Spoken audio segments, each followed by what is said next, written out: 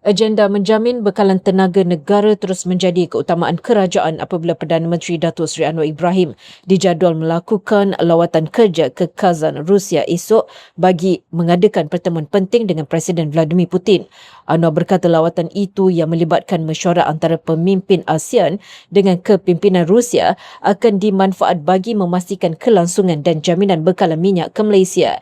Terdahulu beliau berucap pada majlis jamuan minum petang bersama komuniti nelayan, peladang dan masyarakat setempat di Medan Selera Pantai Leka Muar. Beliau berkata langkah proaktif itu penting bagi memastikan negara mempunyai jaminan bekalan tenaga jangka panjang selain mengelakkan krisis bekalan yang kini mula melanda beberapa negara jiran di rantau ASEAN sehingga ada yang terpaksa menutup stesen minyak. Perdana Menteri berkata pengurusan ekonomi yang baik dan hubungan antarabangsa yang kukuh membolehkan Malaysia mengekalkan harga minyak runcit domestik khususnya RON 95 pada paras RM99 seliter iaitu antara yang terendah di dunia.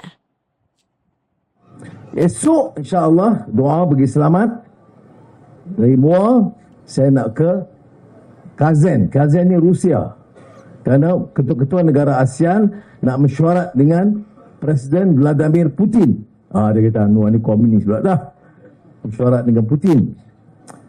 Tapi, antara yang saya nak tegaskan bila jumpa dengan Putin, nak pastikan minyak itu dia dapat salur juga kepada kita.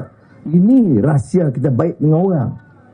Jadi insya-Allah dalam 2 hari, saya akan dapat persetujuan supaya dia jamin penyaluran minyak dan minyak dan diesel kepada Malaysia. Supaya sekarang ni tak ada masalah,